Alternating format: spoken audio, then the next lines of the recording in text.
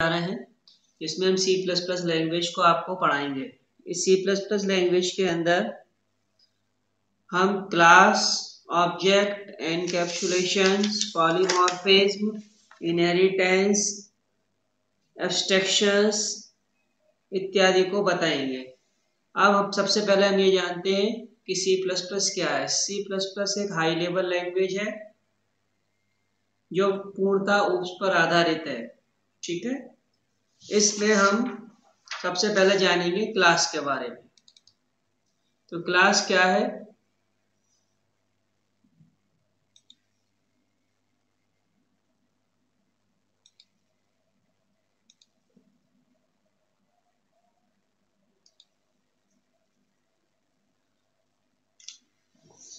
OOPS का concept समझते हैं सबसे पहले।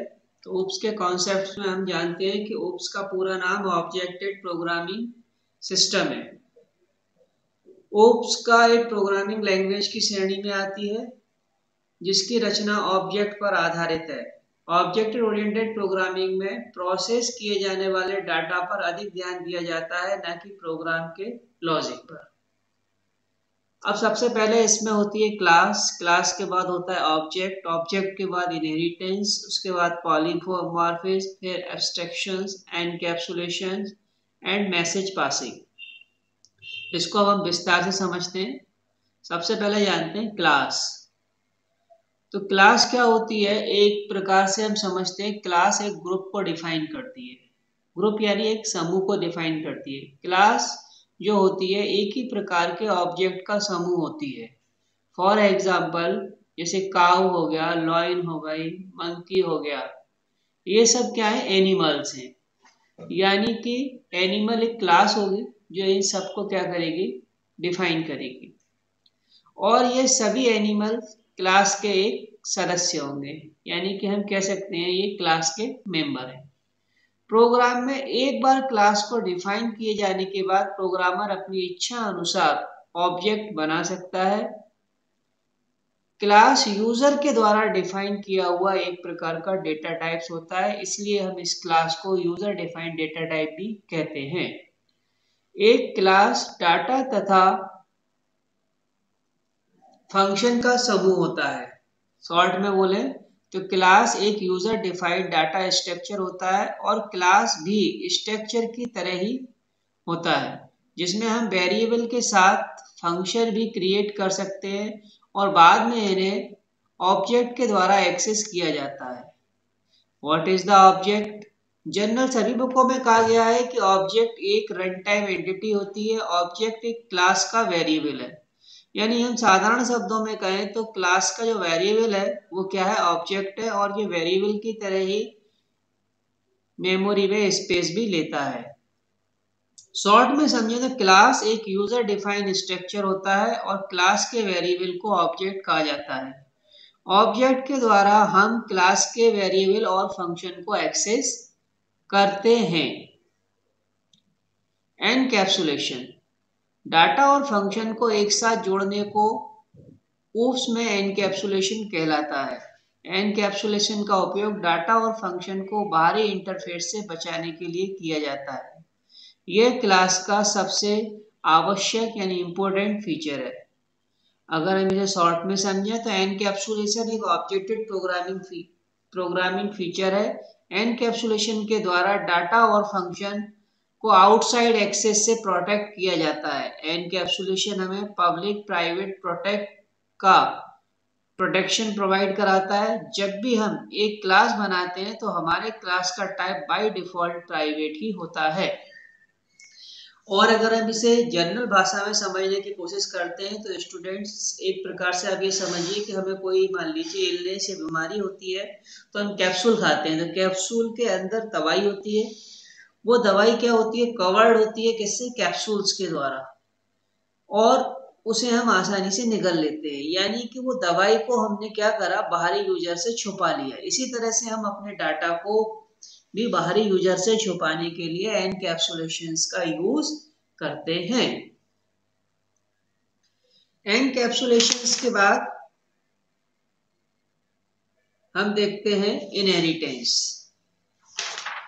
अब इनहेरिटेंस जो है वो एक बहुत ही आवश्यक सी प्लस प्लस का फीचर है। इसमें सबसे बड़ी बात होती है कि इनहेरिटेंस में हम जो पहले हमने जो मेन क्लास बनाई होती है उसके फीचर्स का यूज ड्राइव क्लास यानी चाइल्ड क्लास में भी हम कर सकते हैं। इनहेरिटेंस को हम एक प्रकार से समझे तो इनहेरिटेंस का अर्थ होता है विरासत, यानी विरासत में कुछ मिला हुआ। यानी जैसे फॉर एग्जांपल ये मान लीजिए आपके फादर है, तो आपके फादर के कुछ आप में गुण हो सकते हैं, तो वो गुण आपको विरासत में मिले, यानी कि वो गुण इनहेरिट हुए, यानी इनहेरिटेंस हुए। या ये कहिए कि आपके फादर की संपत्ति आपको मिल गई, तो मतलब वो भी आपको विरासत में मिली। ठीक उसी प्रकार से मेन क्लास जो होती है बेस क्लास के कुछ फंक्शंस या फीचर्स का हम दूसरी क्लास में यूज कर लेते हैं बिना कोड लिखे, तो हम कह सकते हैं कि हमने उनको इनहेरिट किया। इनहेरिटेंस का में दो क्लास हो गई, एक हो गई बेस क्लास, दूसरी हो गई ड्राइव क्लास।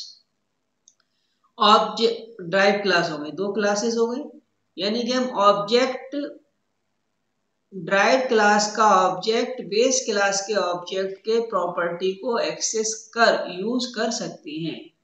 किसी एक क्लास में नए प्रॉपर्टी को ऐड करने के लिए एक नई क्लास बनाकर उसमें पुरानी वाली क्लास की प्रॉपर्टीज फीचर्स को भी ऐड किया जा सकता है।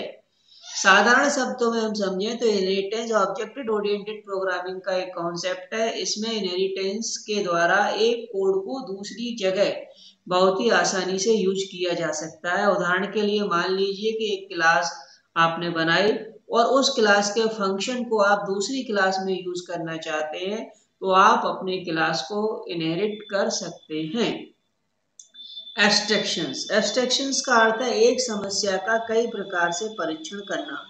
डाटा एब्स्ट्रैक्शंस का मुख्य उद्देश्य है कि ऐसे ऑब्जेक्ट का चुनाव या चुनना जो प्रोग्राम के लिए जरूरी है और बचे हुए को छोड़ देना जो कि महत्वपूर्ण नहीं है।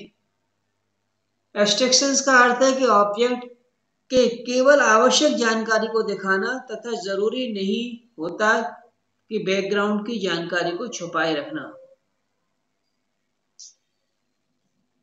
साधारण शब्दों में बोले तो ऑब्जेक्ट ओरिएंटेड प्रोग्रामिंग में एब्स्ट्रैक्शन एक ऐसा भाग होता है जिसमें यूजर को वही फंक्शनलिटी दी जाती है जो आवश्यक है। उदाहरण के लिए मान लीजिए कि हम एक कार के ड्राइवर हैं, तो हमें क्लच, गियर और सेटिंग पर ही ध्यान देना है, न कि ये कि इंजन किस प्रकार से काम कर रहा है, पहिए कैसे घूम रहे हैं।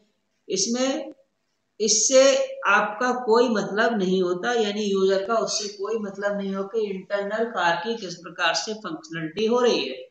यह फंक्शनलिटी एब्स्ट्रैक्शंस के द्वारा ही मुमकिन है, यानी कि प्रोग्राम में जो यूजर को दिखाई दे रहा है, प्रोग्राम यूजर को सिर्फ उससे मतलब है, उसके बैकग्राउंड में चलने वाली जो प्रोसेस है उसको यूजर से इसमें पूर्णतः छुपा लिया जाता है।